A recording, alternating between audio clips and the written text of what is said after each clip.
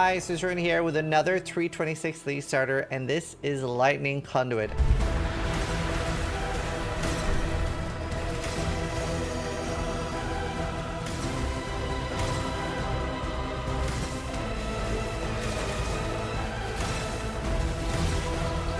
The Witch ascended as an Elementalist and is going to be a very solid all-rounder. This will help your League start to make a lot of currency, do all your bosses and progression. You can do everything that you needed to do to have a solid League start. And as always, if you consider these build guides useful, please consider subscribing. It helps us out a lot. Hi, this is Krya here with some other gameplay tips that I've gathered when I played Lightning Conduit when it came out back in Kalandra.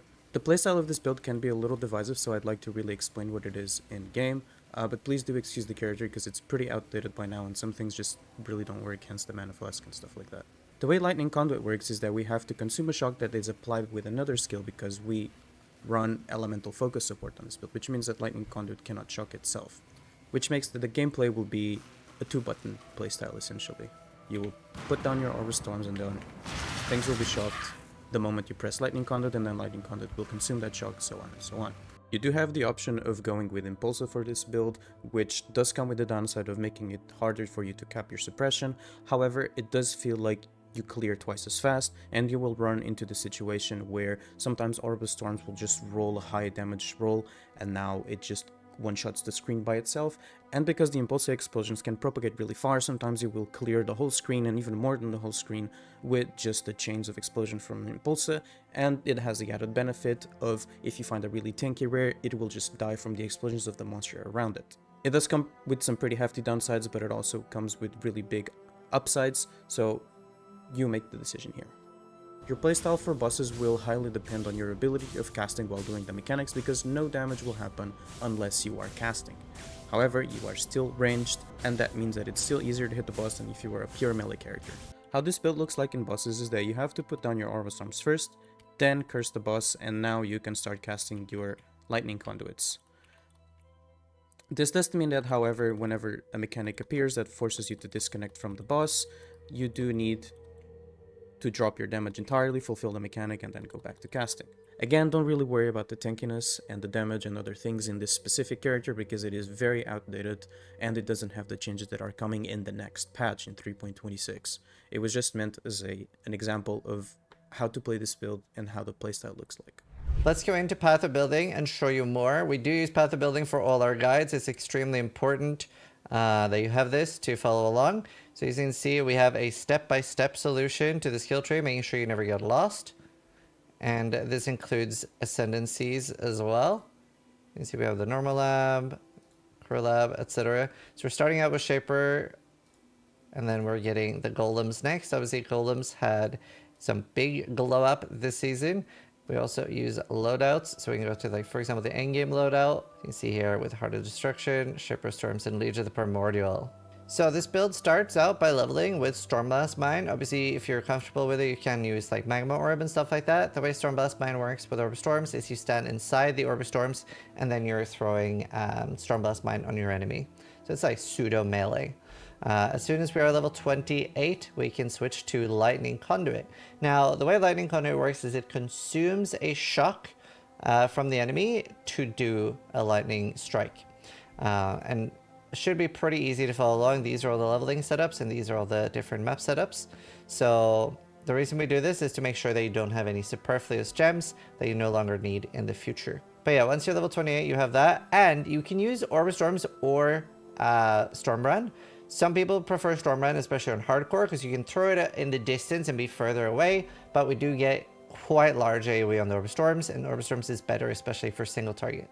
So you have some options there, and it would be the same gems. So these are the golems we're using. So we have one Stolen Golem with Safeguarding and one regular one, Flame Golem and Lightning Golem. And instead of a Stone Golem for regen, or if you don't really get hit a lot, you could replace one of these for a Chaos Rest Golem, especially if there's a lot of new dangerous Chaos stuff. If we look at the early game set, what we try to focus on the League starters is that they don't need any uniques, they don't need any gear to get started. So if you hover over everything, it's just life and resist, super easy to get started. We move to the mid game set. Here you have things like Alveor to help with suppression capping early. And yeah, even though this is an Elementalist, it does get surprisingly tanky.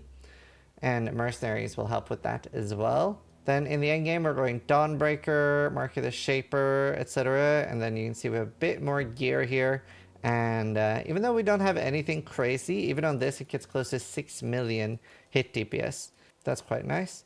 The configs here are custom. So this is getting Perkle's Toe on the Mercenary. And this is quite a large damage increase. It's roughly like 1 million more. And the way this works, you put it on the Mercenary, and then the Mercenary will get the downside of Perkle's Toe, but you get the upside of your damage with hits is lucky. And anything from 3.26 is added here. So once POB is fully updated, you can just delete these, but for now, they will give you an indicator of what we're getting this patch. Fairly cheap build. That's what makes it a good league starter. We also have a setup with Impulsa as well. And if you've ever played an Impulsa build, super fun. Like you just get wonderful explosions. It's really, really nice. If you go to notes as well, we talk about like different playstyle things, ideas for Mercenary, and I have a separate Mercenary video talking about things that just in general will be good. But there's a lot of like frequently asked questions, etc. on the notes here, so make sure you check that out. So one thing that's very easy for this build is getting 160% shock, and that will get you 65% shock on the enemies, which is what Lightning Conduit uses to deal damage. We've put these in order of importance for how easy they are to get. Obviously here we get up to 69%, nice, from Awakened Unbound. And then, yeah, this is like worst case scenario, but should be pretty easy to get with the top bit here. Mana issues as well, some issues or some solutions here. Inspirations can help. Minus mana cost on rings or amulet. So pretty sweet build. One thing that's changing with this build for the next patch is that Righteous Fire Arcane Devotion is going to be more cast speed, which we already have in the config. And it's really nice for this build because the damage that this Righteous Fire deals is based on your mana and not your life. So you can see that the degen is quite little. It's a 240 degen because we don't have that much mana to begin with. So you're taking very little damage and it's kind of just free damage. So make sure you check that out too. And we do have an Awakened Gem set up here where we recommend the different Awakened Gems and which ones are good on this build. So should be pretty easy to follow, even the min-max version. Now, if you are able to use an unset ring on this build, you can use Sigil of Power, which will be even more damage, especially when at the max stages that you can use for bosses. Puts us over 10.7 million with Awakened Gems. So really solid league starter. Should make your start just be very juicy. And like I said, this should be able to do tier 17s and Ubers, but might not be something you want to like regularly farm them on. So there are some things that you can change depending on what you have. So for example, if you have an Awakened Lightning Pen, this gives you chance for lightning exposure on hit. So you don't then necessarily need lightning exposure on your glove, and you can instead get Lightning Leech here, which will feel nice. And for this build, the golems are more of an afterthought. We are expecting that they're going to die a lot, but that's where this comes in with the resummon after 4 seconds. So they will have a lot of downtime, but we're getting them back. We're not relying on them a large amount for this build, so it's just like a little added extra nice for this patch. So if you're looking for a cheap, effective league starter, this might just be the build for you. And on top of all that, Sai, who helps us with builds, is going to be playing this as well. So we'll link his profile because you can actively see if he does any changes. And if he does enough that it warrants a new video, we'll make an update a little bit after launch. But either way, hope you guys have a wonderful league start. Thanks so much for watching. Sub if you like it, but more importantly, try to die less than I do.